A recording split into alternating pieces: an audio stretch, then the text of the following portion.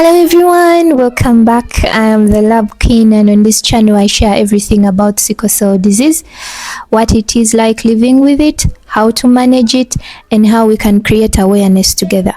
I know that living with sickle cell disease is really hard and it can be very, very scary. In our nation, we actually face a lot of stigma and negativity around this condition. But I'm here to encourage you, whether you are a child living with sickle cell or a parent or a caregiver, that we can overcome this. We can live happily just like other children or families, as long as we take the right steps and work closely with our health workers. Now, this is why I created this channel, to share my personal experiences with the sickle cell disease, to show you that yes, it is very, very possible to live a life fulfilling, and I hope my journey will help you. And before we dive in, I want to remind you that if at any point you find this video helpful, give it a like, share, follow, and subscribe to my YouTube channel. Sharing actually helps spread awareness. You really never know who might need this information. All right, so let's get started. Today, I want to talk about the causes of abdominal pain and loss of appetite in children with sickle cell. But let's talk about abdominal pain generally in children. It's almost every child has experienced it at a certain point, and it could be caused by things like gas, constipation, food allergens, stomach infections, and there are some serious issues like appendicitis. Of course, this can cause a lot of abdominal discomfort. And most times, really, these are very manageable. But if your child's pain is persistent and very severe, it is always a good idea to visit a health worker and find out what is actually going on. When it comes to children with sickle cell disease, there might be some other causes of the abdominal pain, and we are going to talk about them specifically. I have lived with sickle cell for years, and I know this type of pain well, too much. So let me break it down for you. One, it can be because of the sickle cell crisis.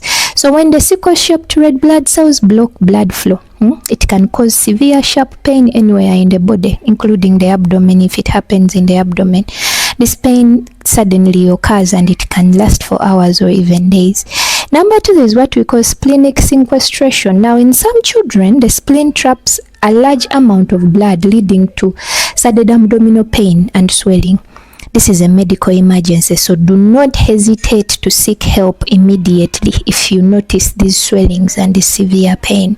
Number three is gallstones and gallbladder issues. Now, this one, I have experienced it personally.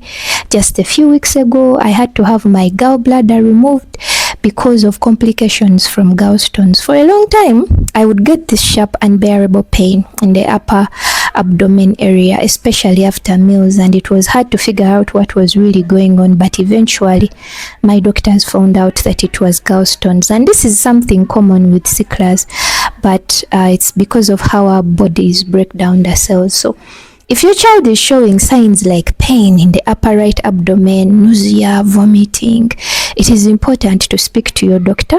I am living proof that getting the right treatment can actually make a difference. Number four is organ damage. So over time, the sickle cell can affect the organs like the liver, the kidney, which can also contribute to abdominal pain. Now remember that even though these causes really are sounding scary and all, the right care and close monitoring can help prevent these issues and even manage them, and preventing complications. Now, another thing that parents actually experience is loss of appetite in their children. And sometimes this is why it might happen. Of course, the obvious one is pain. Pain can make eating feel impossible for kids. And if they're in the middle of a crisis, eating might be the last thing on their minds. We also have side effects from medications. Now, you realize that some pain medications or sickle cell related pain medications can cause nausea, and they can actually reduce appetite. There is also an issue about fatigue and low energy levels in children with sickle cell, and they experience extreme tiredness, which can actually lead to loss of appetite. We also have number 4, emotional stress. Of course, it comes with living with a chronic illness. This is very emotionally traumatizing. Sometimes it can manifest through anxiety and also lack of appetite. So we have to try and deal with the lack of appetite by offering small, frequent amounts that can be easy to eat amounts of food. And we also have to make sure that we keep them rehydrated. And most importantly, talk to your doctor, talk to your health giver. Yeah, it is very key in managing such challenges. So that's it for today's video, and I hope this has helped you understand a lot about abdominal pain, loss of appetite in children with sickle cell. I want to remind you that you are not alone in this. I have been through it. I am here to share what I have learned and support you through your journey. If you found this video helpful, don't forget to like, share, follow, subscribe to my YouTube channel.